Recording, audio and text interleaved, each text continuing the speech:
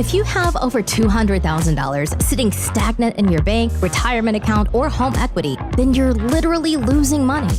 On this show, you learn how to get that money working for you consistently and conservatively. Learn to grow your nest egg with your host, Shawn Winslow. Let's dive in. Welcome back to another Multifamily Monday episode. I'm your host, Shawn Winslow, and this is the Multifamily Money Podcast. What is going on, everybody? You know the drill. Coming at you all things multifamily real estate investing every Monday. First, I just want to say I hope everyone had a wonderful Memorial Day weekend. Give a little remembrance to all those who lost their lives serving this wonderful country. Without them, we would not have the freedoms and the privileges that we have in this country and that I feel people often taken for granted.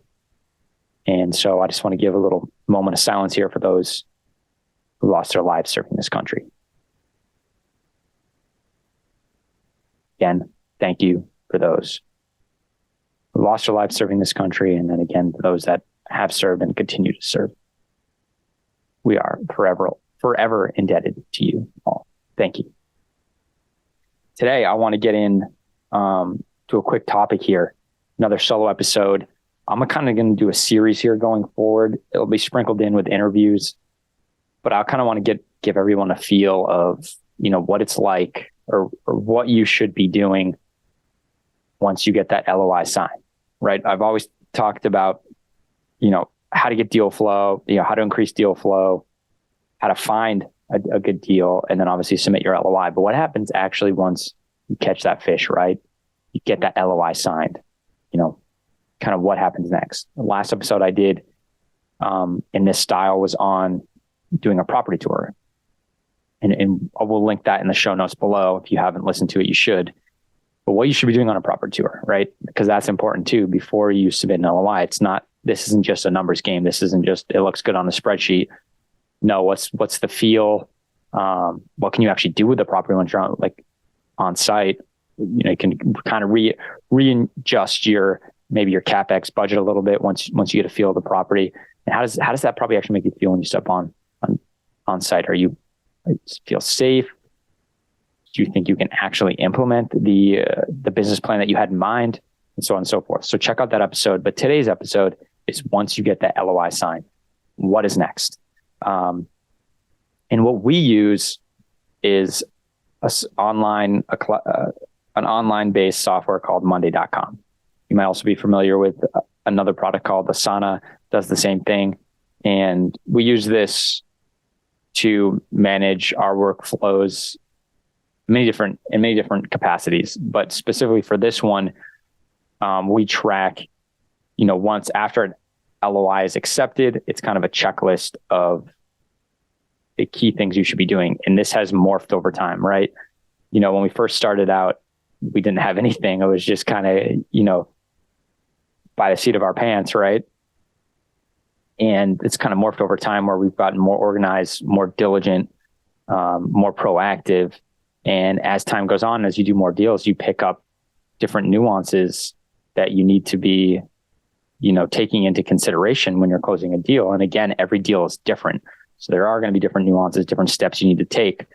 But we keep adding to this list. And again, some of the items won't pertain to certain deals, but it's good to have them there so you can make sure you're checking that to see if it is applicable. So once that LOI is accepted, first thing we do is engage our attorney, right? We need to let them know that we have an LOI accepted. We're going to need, PSA drafted. And we always put in our LOIs that we draft the PSA. So it's not coming from the seller, it's coming from us. So we engage our attorney, he starts drafting it up.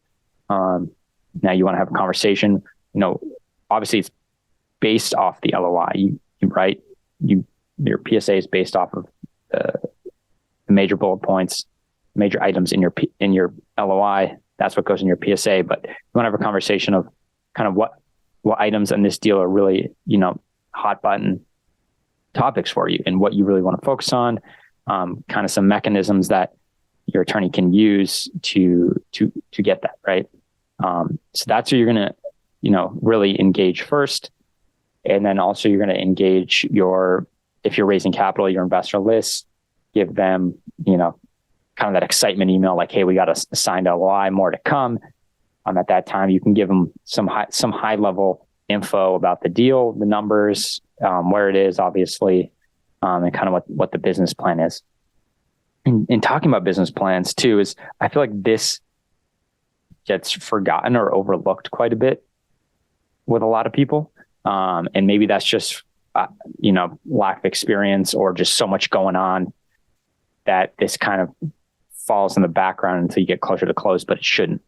And that is the business plan. I just referenced the business plan. This should always be your focus throughout this whole process. Everything that you're doing should have the business plan in mind. Because after all, once you close, that's what this whole thing is about. It's about managing that business plan, managing this property, operating it. Because if you don't do that, it doesn't matter how good the property is, how good the location is, quality of the property, the tenant base, the market itself. It doesn't matter. If you're not able to execute on that business plan, there's a great chance that things are not going to go well. They're not going to go smoothly. They could go actually pretty poorly. So the business plan and operations are one of the most important things, if not the most important thing. It's definitely the most important thing once, you close. But that's why it should be in the forefront of everything. So every decision you're making when you're doing due diligence, that's what you should be thinking about. It's not just looking at like the quality of the units, and doing your lease audit, your financial audit. Those are important in of itself, but it all should be at the angle, at the lens of what is your business plan.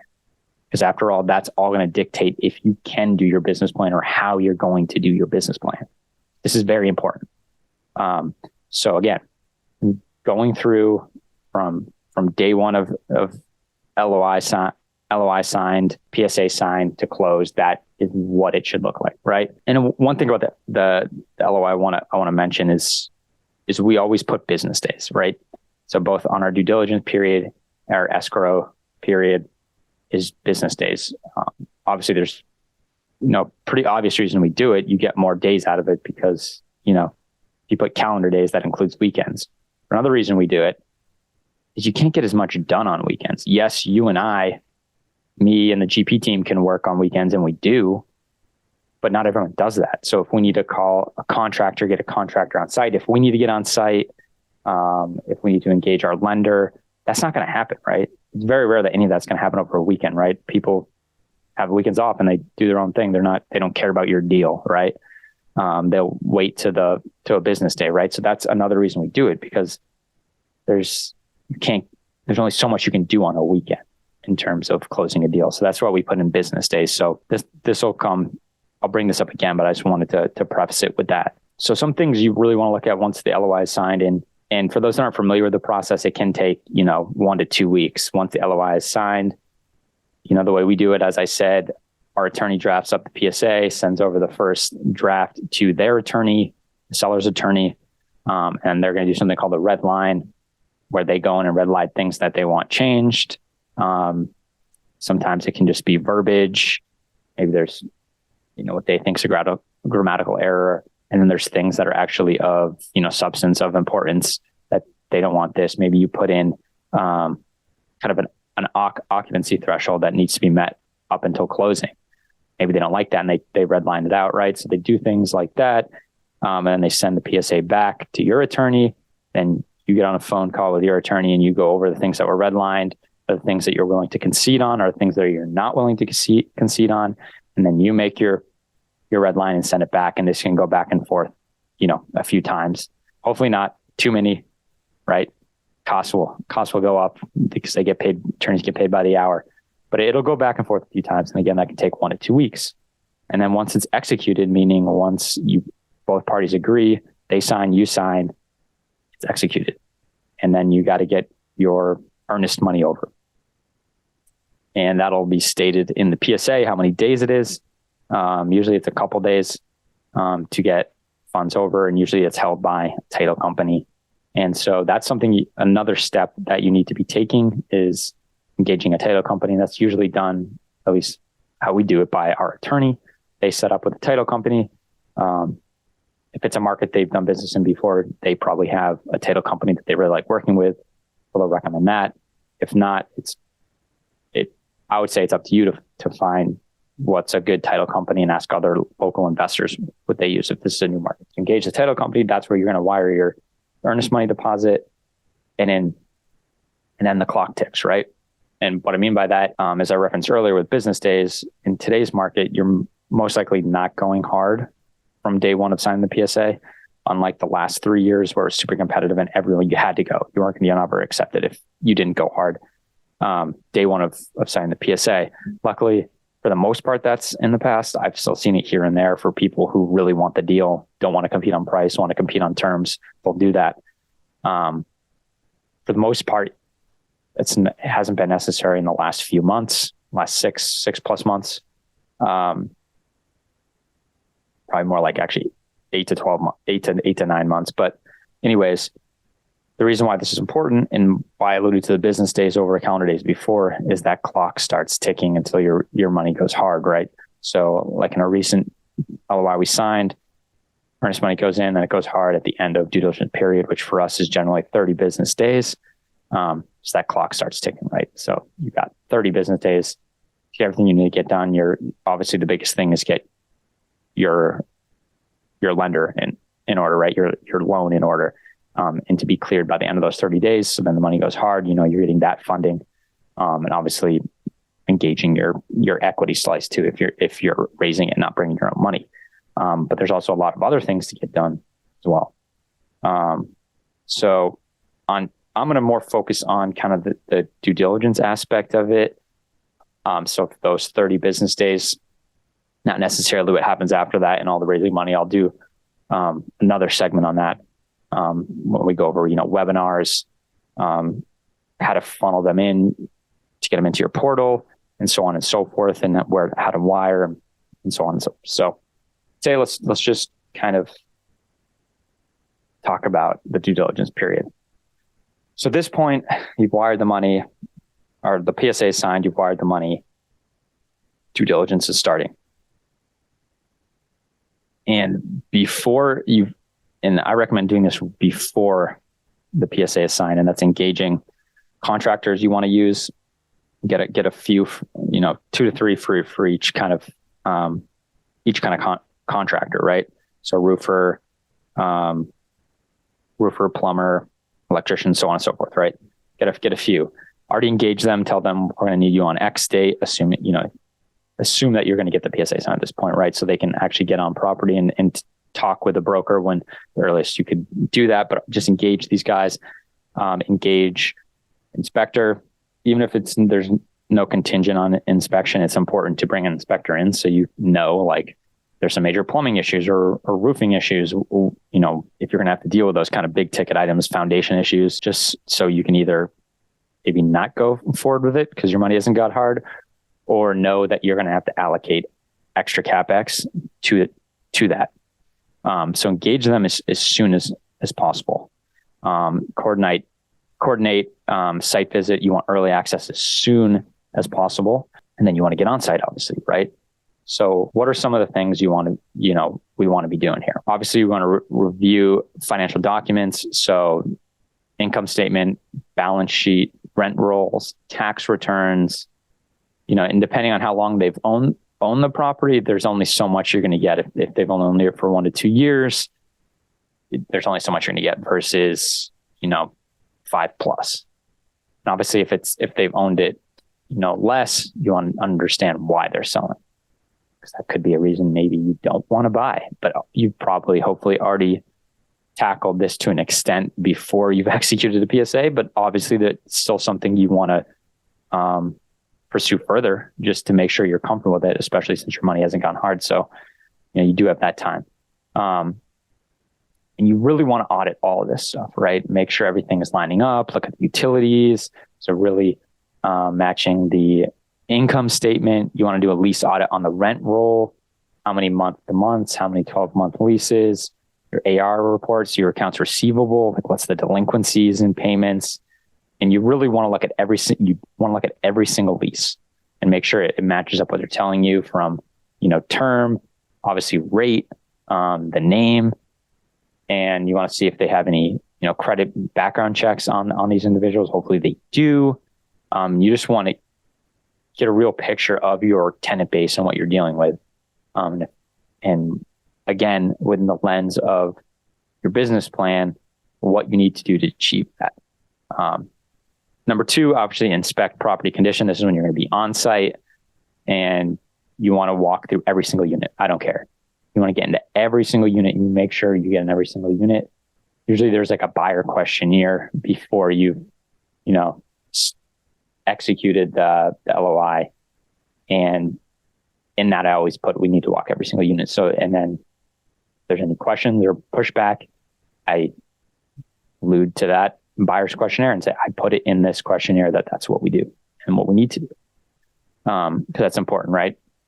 So building property, condition of it, you want to see roofs, obviously, foundation, plumbing, electrical, HVAC's important if you're investing in warmer climates. So when we invest in the Southeast, that's a big thing. Not as big when we invest in New England because in New Hampshire, because not a lot of buildings have AC. Newer ones will, but a lot of don't. But obviously you still want to take a look at heating because that is big in the Northeast. Take a look at the common areas. Big thing is talking with the maintenance guys. If this is a bigger unit and they have on-site maintenance, what are some of the big, maintenance order requests, right? What are some of the big things that they're taking care of? And it doesn't have to be like big in terms of dollar amount or big jobs, but like frequency. Like, we're getting a lot of calls on HVACs or garbage disposals. You just want to get a sense of, okay, this is something I may want to focus on in my CapEx and my renovations to hope to alleviate those work orders. And then obviously, like I said, walk every single unit. This is really important for your business plan, especially if it's a value add play where you're renovating units. This is where you're going to come in with a fine tooth comb and see what really needs to be done in majority of the units, so you can really fine tooth this so you can really pinpoint this number, what you need to spend in CapEx, especially if you're using a lender that's going to finance a portion of it. They're going to want a detailed report on why, say, $500,000. Why? Where is that all being allocated to? And when you're here, you should have your construction management team or contractors to really give you a solid bid. It might not be the final bid, but a solid quote that, is not going to change by, over 5%. Hopefully less than that. Hopefully a lot less than that. Hopefully it's right on par, but not, it's not going to deviate like that. And what we do when we walk into units, and I think this is crucial just to stay organized. And this is, again, all uploaded to Monday.com in our workflow. It's also uploaded depending on if we're using Dropbox or Microsoft OneDrive, it's all uploaded there so it can be easily accessed. When you're walking into a unit, first thing you do is you take a picture of the front door with, hopefully it has a number plate. So this is unit 10. And then you take that's the first picture. And then all pictures after that are for that unit. So then you come in, obviously take all the pictures, living room, bedrooms, kitchen, bathroom, mechanicals, plumbing, all the important stuff that you can take pictures of. And then once you leave that unit, then you go to the next unit. And the first picture you're going to take, which is the next picture in your camera roll, is that front door with a number plate. So they're, bookended. So, anything after unit 10 is photos of unit 10. And then up until you get to pick the picture of unit number 11. And then anything after that is unit 11, which is a great way to stay organized.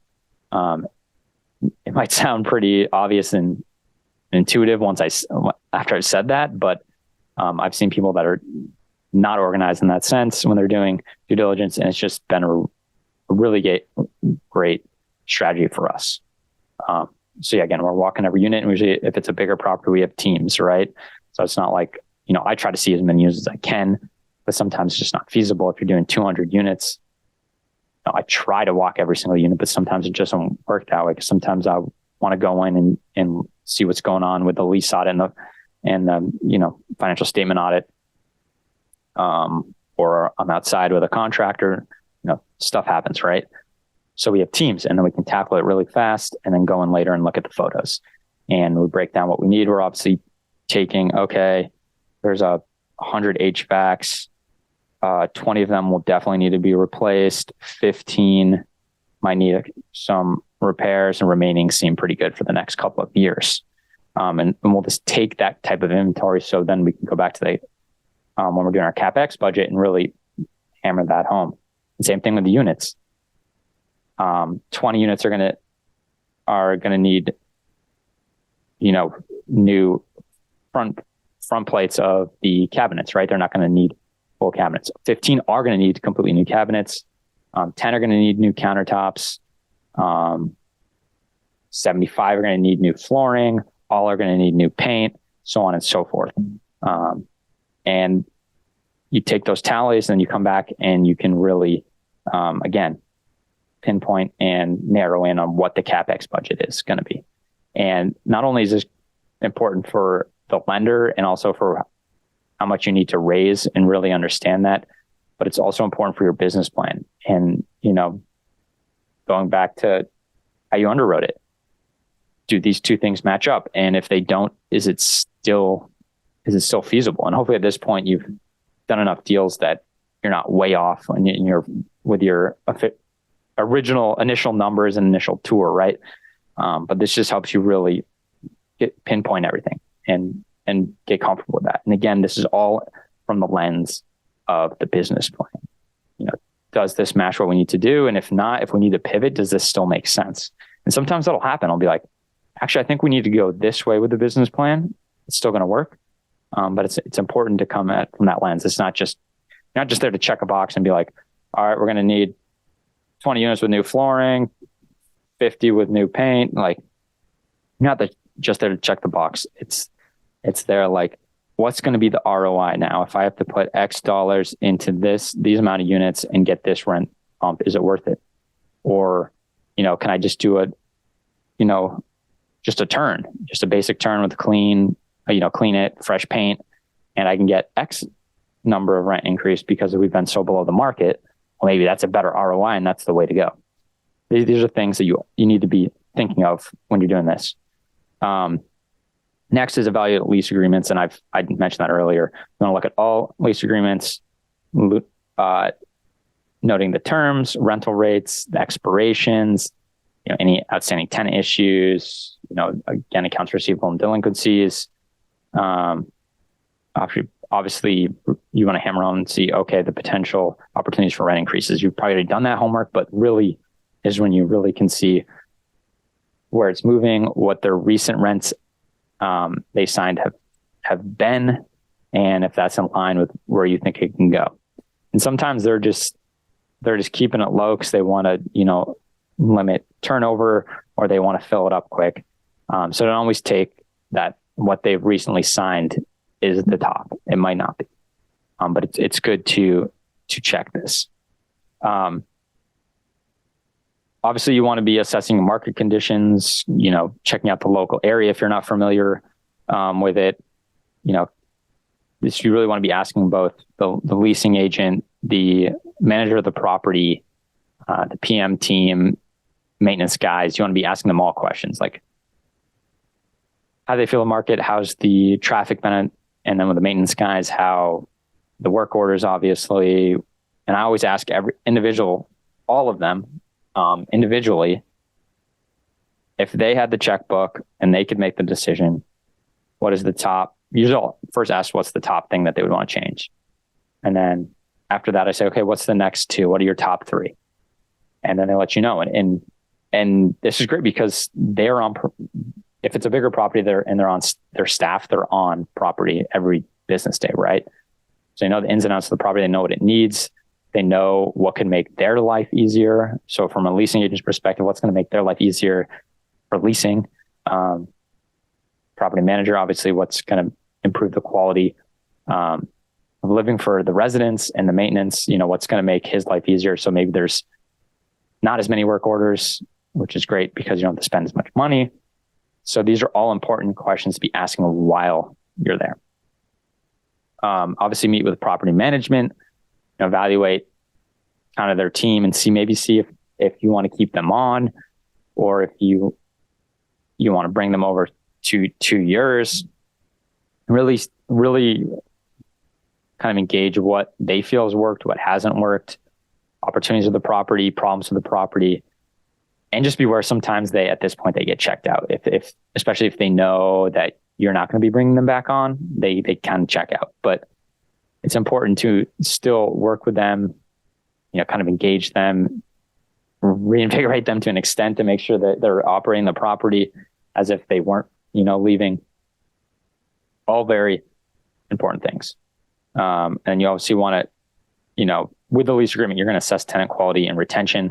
So it's important. You don't want high turnover, quality of tenants. Are they actually paying? Are they maintaining the property? Do they feel like this is their home and they want it to be a great looking property that's taken care of? That's so important. Next, review zoning and legal compliance.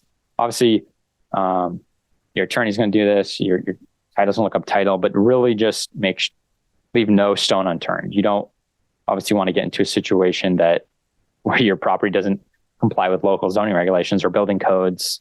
It's just really important to stay ahead of that.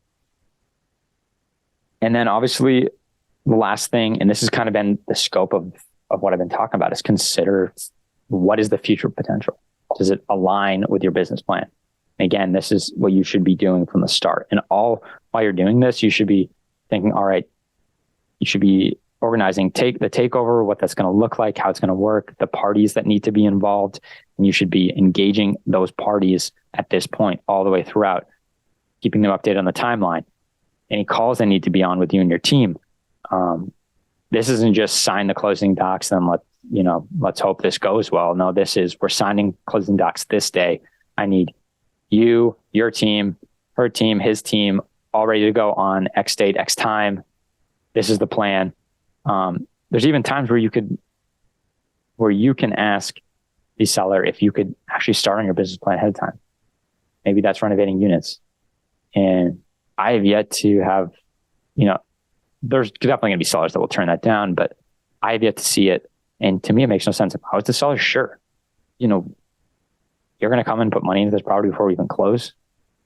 And if you don't close, okay, I get some nice renovated units on your dime. Yeah. Now I know this won't work for everybody, especially if you're raising some of the money ahead of the time.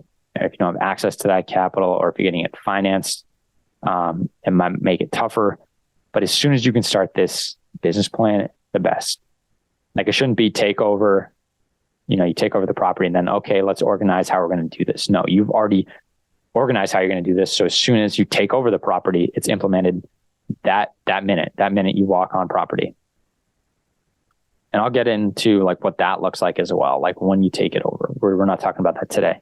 But today is just more about due diligence from, after that PSA is signed, wire the money, what it looks like, because that clock starts ticking. And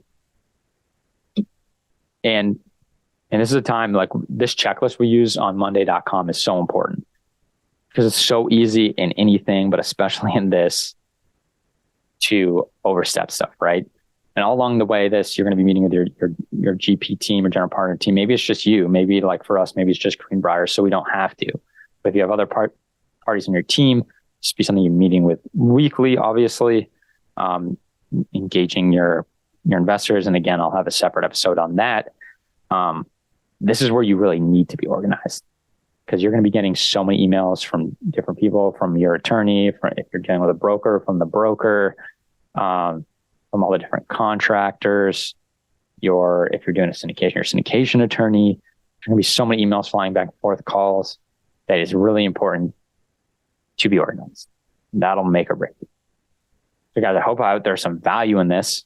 I just wanted to come on and share what we do during our due diligence. And, I kind of hit it I showed a little detail, but there's still so many nuances and detail that this could be an hour plus long, episode.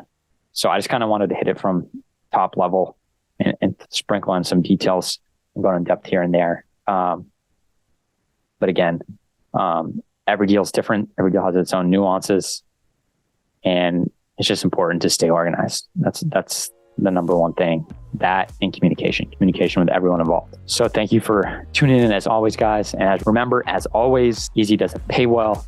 and instant gratification is self-destructive. So not only get out there and work hard for your money, but have it work hard for you. So we can create the lives of our dreams and we can make this world a better place.